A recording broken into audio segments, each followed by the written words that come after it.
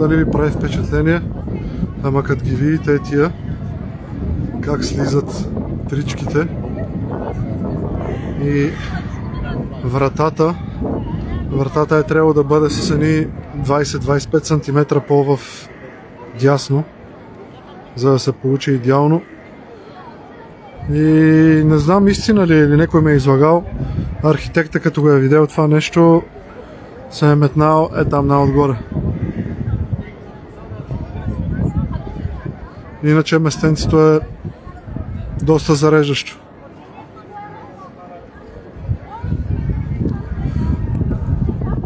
За сега беше това.